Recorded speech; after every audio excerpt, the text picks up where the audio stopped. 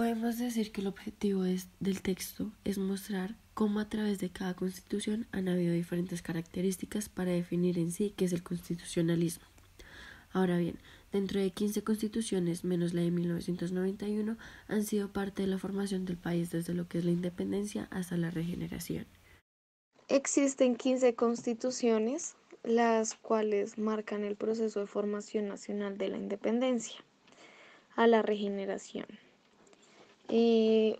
Ocurrieron dos en el 1811 durante la Guerra de la Independencia, de 1810 a 1819.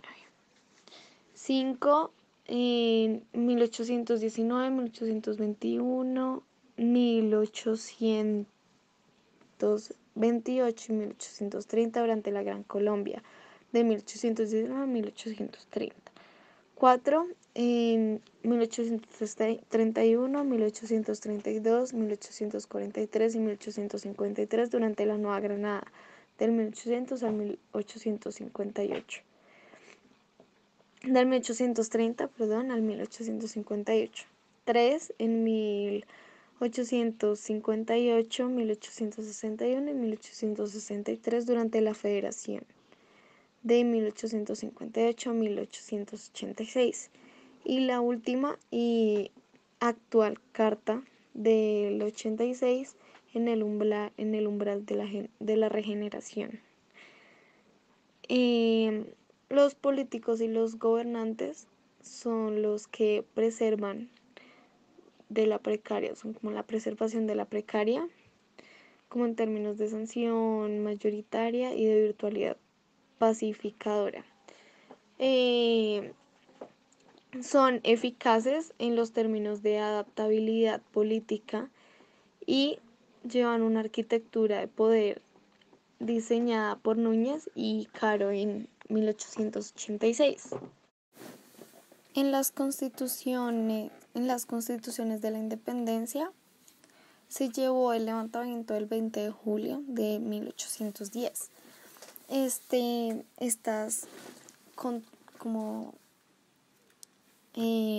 Son parte del conflicto entre el Partido Centralista y el Federalista, en el cual el Partido Centralista habla de los burócratas y de los abogados de la capital, y el Federalista tenía la vocería de los terratenientes y comerciantes de provincia.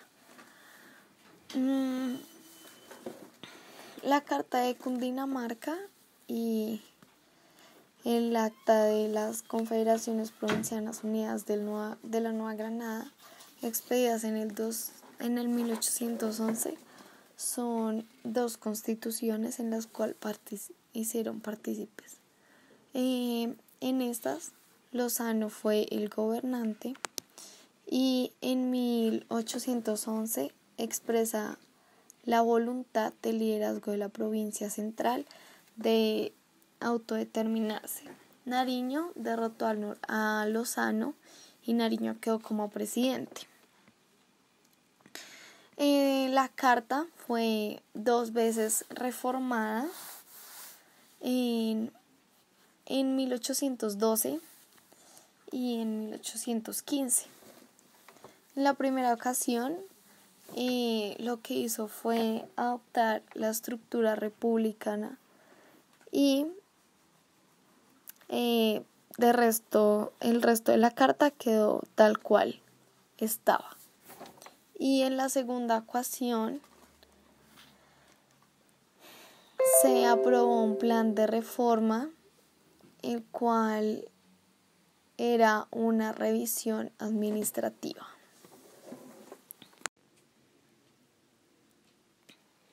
También habla de una constitución provisional como una carta transitoria, la cual tuvo mucho en cuenta las dos guerras simultáneas, la cual una era patriota y la otra era realista, y la otra que eran entre los centralistas y los federalistas. Una parte a resaltar es que fue reconocido por Camilo Torres y el autor que en el preámbulo y en el artículo 60 se afirmó que había un estatus. Al final, dicho estatus no fue expedido, pero hubo una excepción en la cual se presentaron 3 enmiendas.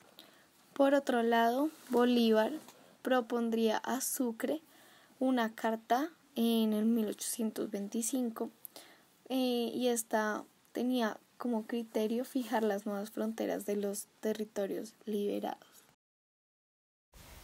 Teniendo como hipótesis el uso del reformismo jurídico y la ideología de evitar el poder popular y la proyección de la hegemonía estatal. Y es en este momento donde la crisis del medio siglo fue la oportunidad perfecta para modernizar la sociedad colombiana soltándola de lo precapitalista. Y es acá donde toma el proyecto de una estrategia de autolegitimación, donde se abren 3 nuevos proyectos, los cuales son el proyecto liberal, que según el texto es formulado por el Olimpo radical en la crisis del medio siglo, donde se plantea en una república liberal de 1930 a 1946. En segundo lugar, tenemos el proyecto conservador, donde este nace en los diferentes gobiernos de Bolívar, Márquez y Herrán, pero solo toma nombre e importancia en la regeneración que va desde 1886 a 1903. Y por último tenemos el proyecto Frente Nacionalista, que nace en los gobiernos bipartidistas. Ahora bien, alrededor de 1850 aparece Fernando de la con algo que se llama la modernización tradicionalista, el cual es un proceso de actualización de la estructura social que es promovido por el liderazgo tradicional sin el beneficio de una revolución niveladora.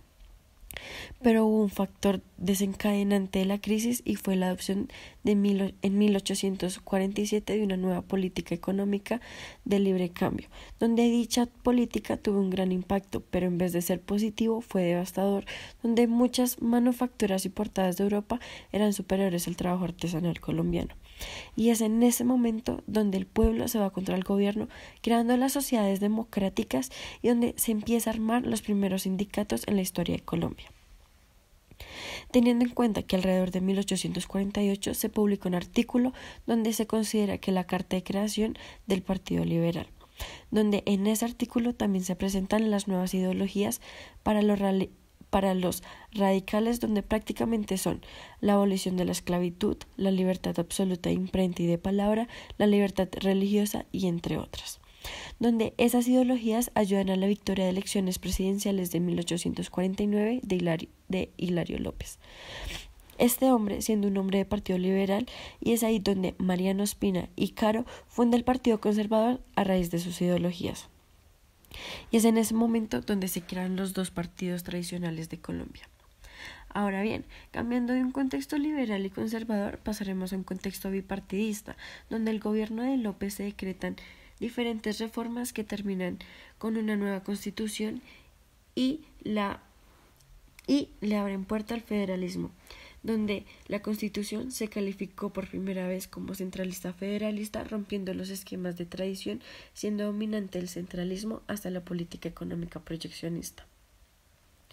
Ahora bien, dejando a un lado todo esto, vamos a tomar como un nuevo personaje de esta historia, el cual es José María Samper, donde dice que más de 30 cartas provisionales fueron expedidas entre 1853 y 1854 y se clasifican en 4 diferentes tipos, los cuales son conservadora, moderadas, liberales y radicales, donde las cartas del Socorro y de Vélez valen la pena mencionarlas por sus innovaciones, ya que en una de esas se reconoce el sufragio femenino y en la otra se reconoce el derecho a la asistencia pública.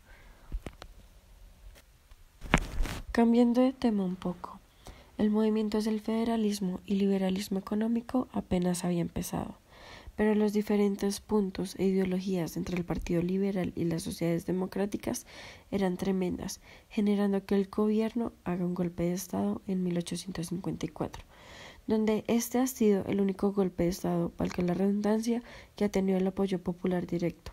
Pero es acá donde se cierra la crisis del medio siglo gracias a la primera coalición bipartidística. Pero lo que sí continuó fue la constitucionalización del federalismo y el liberalismo radical.